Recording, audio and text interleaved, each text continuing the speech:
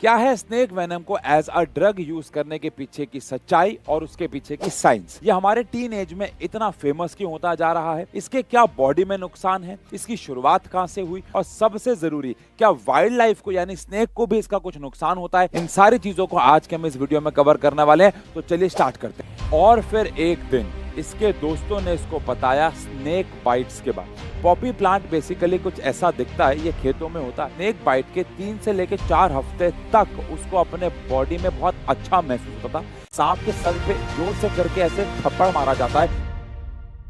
तो सबसे पहले स्टार्ट करते हैं एक छोटी सी कहानी से। ये कहानी एक 33 साल के लड़के की है जो कि एक गांव से बिलोंग करता है। 15 साल से लड़का अलग अलग प्रकार के नशे यूज करता है, जैसे कि अल्कोहल हो गया, सिगरेट हो गया, एक्सेट्रा एक्सेट्रा एक्सेट्रा। 18 साल की उम्र में ही इसने सिगरेट्स और अल्कोहल का इस्तेमाल करना स्टार्ट कर दिया था और 24 साल तक ये अल्कोहल और सिगरेट्स या डिफरेंट टाइप्स ऑफ टबैको का ही इस्तेमाल करता है। लेकिन फाइनली 25 साल की उम्र में आते आते इसने सबसे पहले ट्राई किया ओपियम को। ओपियम क्या होता है मैं अभी इस वीडियो में आगे बात करने वाला हूँ, लेकिन अभी के लिए आप इसको एक प्रकार का ड्रग मान सकते हो जो कि नेचुरली हमें एक पेड़ जिसका नाम है पॉपी प्लांट वहां से मिल जाता है। फिर अगले 1 साल तक ये इस प्रकार के नशे करता रहा। ऐसा नहीं है कि इसने इन सारे नशों को छोड़ने की कोशिश नहीं की, इसने ऐसा ट्राई किया, लेकिन 1-2 महीने के बाद ये कोलैप्स हो गया। इसकी बॉडी को वो दोबारा चाहिए था और ये उसका एडिक्टिव हो गया। इन सारे अलग अलग प्रकार के नशों की वजह से इसके पास फैटी लिवर, बॉडी डिसफंक्शनिंग, अलग अलग प्रकार की बीमारियां इनके अंदर जागी। और फिर एक दिन इसके दोस्तों ने इसको बताया स्नेक बाइट्स के बारे में कि कैसे स्नेक बाइट्स को इस्तेमाल किया जा सकता है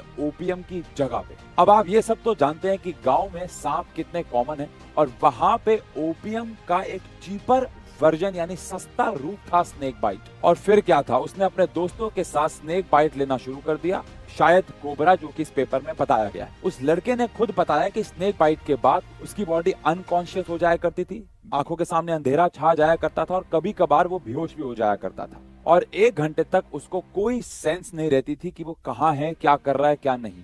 लेकिन बड़ी इंटरेस्टिंग बात जानने वाली ये थी कि स्नेक बाइट के 3 से लेकर 4 हफ्ते तक उसको अपने बॉडी में बहुत अच्छा महसूस होता था।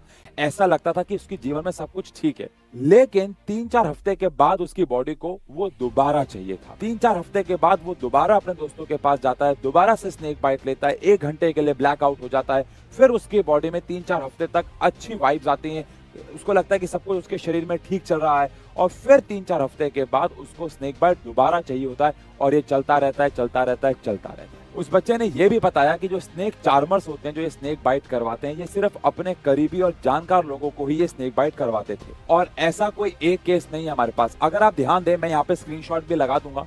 1990s में ये सबसे पहला केस सामने आया और बड़ी कमाल की बात ये कि ये स्नेक बाइट किए क्यों गए, तो आंसर है बस हाई होने के लिए। अगर आपको नहीं पता हाई होने का मतलब, तो सिर्फ नशे के लिए। एक और केस देखने को मिला 2011 में और एक्स्ट्रा किक के लिए ये केस किया गया कि बस उसको अपने जीवन में कुछ अलग चाहिए था। बड़ी हैरान कर देने वाली बात है आज के टीनेजर्स के लिए।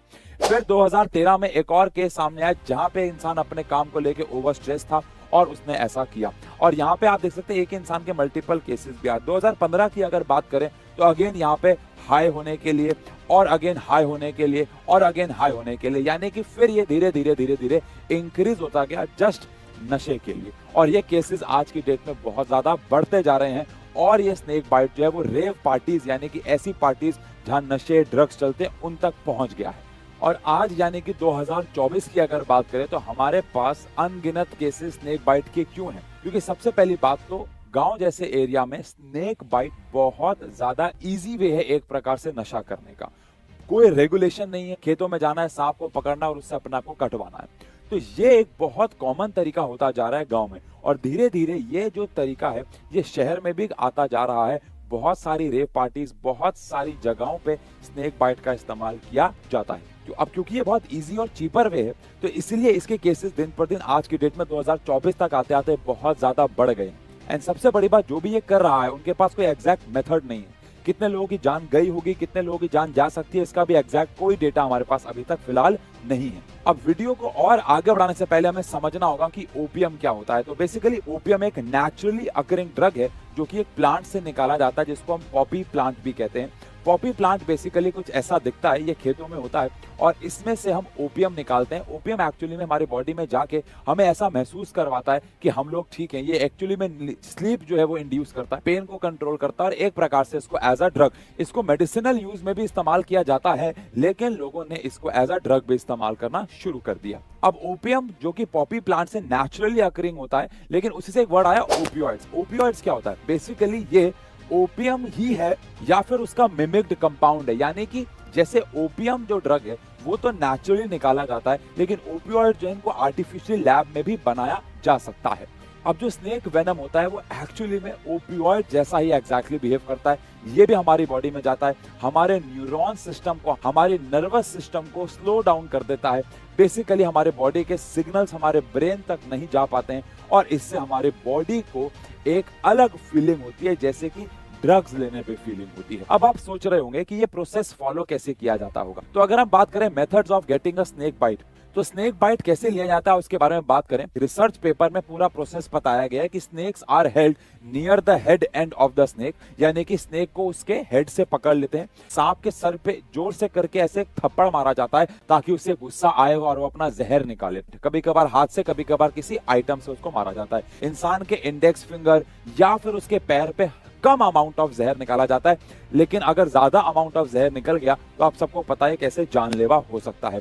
एंड इसके बाद यही काम आगे लिप्स पे, टंग पे या ईयर लोब पे। ऑब्वियस बात है, अगर आप ब्रेन से दूर इसको इंजेक्ट करवाते हैं तो उसको ब्रेन तक जाने में समय लगता है, लेकिन धीरे धीरे जब एक इंसान इसका आदी हो जाता है मेरे हिसाब से, तो फिर उसको जीभ पे या फिर उसके कान के पास या उसके होठों पे ये कटवाया जाता है ताकि ब्रेन तक इसका इफेक्ट जो है वो जल्दी पहुंचे। आप सुन के ही समझ पा रहे होंगे कि ये कितना जानलेवा और हानिकारक हो सकता है। अब जो प्रेफर्ड स्नेक्स यहाँ पे इस्तेमाल किए जाते हैं, सबसे ज्यादा इस्तेमाल तो यहाँ पे कोबरा किया जाता है, बट साथ ही साथ रैट स्नेक्स हो गए, ग्रीन स्नेक्स हो गए, इन सब का भी इस्तेमाल साथ साथ किया जाता है। अब क्योंकि स्नेक वेनम एक्चुअली में हमारी बॉडी में जाके हमारे ब्रेन, हमारे नर्वस सिस्टम के साथ खेलता है, तो ये क्या क्या बहुत बड़ी प्रॉब्लम्स क्रिएट कर सकता है।